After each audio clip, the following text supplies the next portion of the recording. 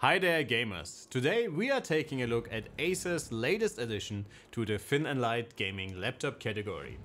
If the new Predator Triton 500 SE is offering enough unique features to make it stand out from the plethora of available 16-inch notebooks, we will tell you in our review. Our review unit comes with the ever so popular Intel Alder Lake i7-12700H, a 115 watts RTX 3080 Ti, 16GB of DDR5-4800 RAM and a 1TB NVMe SSD.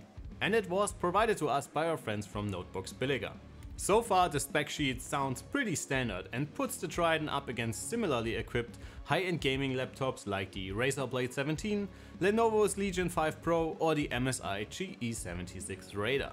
It can set itself apart by omitting the usual black and dark grey exterior that we all grow used to seeing lately. Acer is rather opting for a lighter grey tone all over the pretty clean chassis. At first glance you might even miss that this is in fact targeted towards gamers. Only the subtle logo, the turbo button above the keyboard, the tasteful teal lighting and of course the larger than usual cooling vents hint at the performance that slumbers beneath the surface. The Triton is also reasonably thin, only matched by the Razer Blade 17, and very light considering the powerful hardware. With only 2.3 kg, it's a lot more portable than the competition. In terms of ports, the Predator notebook offers everything you will need in a modern gaming laptop. Distributed along the two sides you can find two USB-A 3.2 ports, two USB-C Thunderbolt 4 ports, a full-size SD card reader, an audio combo port and HDMI 2.1.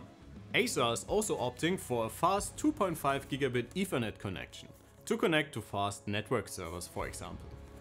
If you prefer a wireless connection, the killer AX1675 offers absolutely no reason to complain and allows for very fast and stable transfer speeds.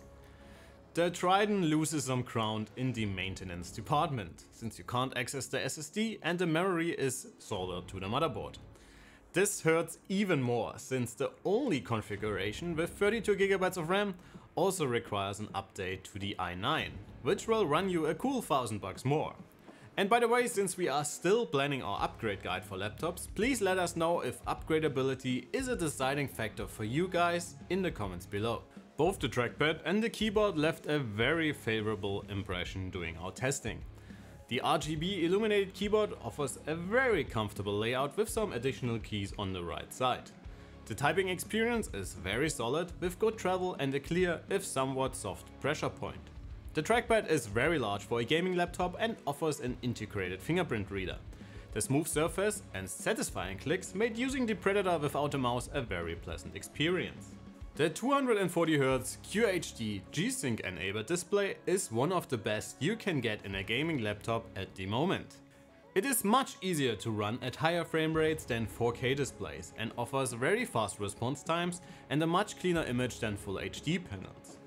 The Triton's variant also can reach up to 500 nits of maximum brightness, and the only thing we didn't like too much is the sometimes visible IPS glow in darker scenes. Color gamuts are also amazing, with 100% coverage for both sRGB and DCI-P3 and a very respectable 85% for Adobe RGB.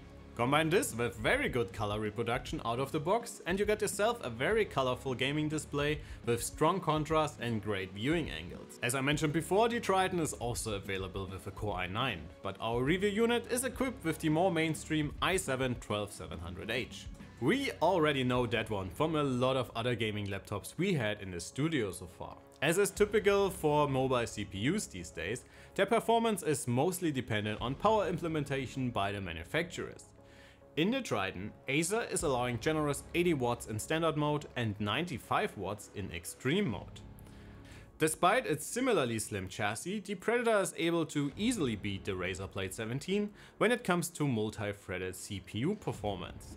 It can't keep up with bigger laptops like Lenovo's Legion 5 Pro or MSI's GE76 Raider, but that is to be expected given their thicker chassis and higher power levels.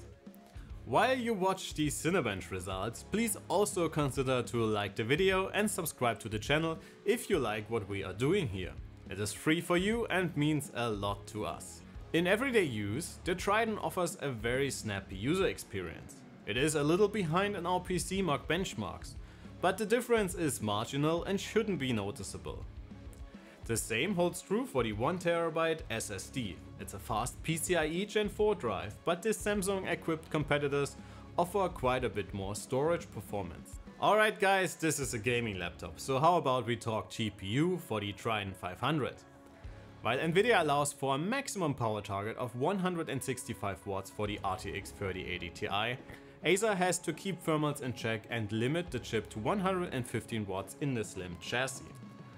Buyers should be aware that the competition can offer up to 24% more performance with the same chip, albeit at the expense of much thicker and bulkier machines.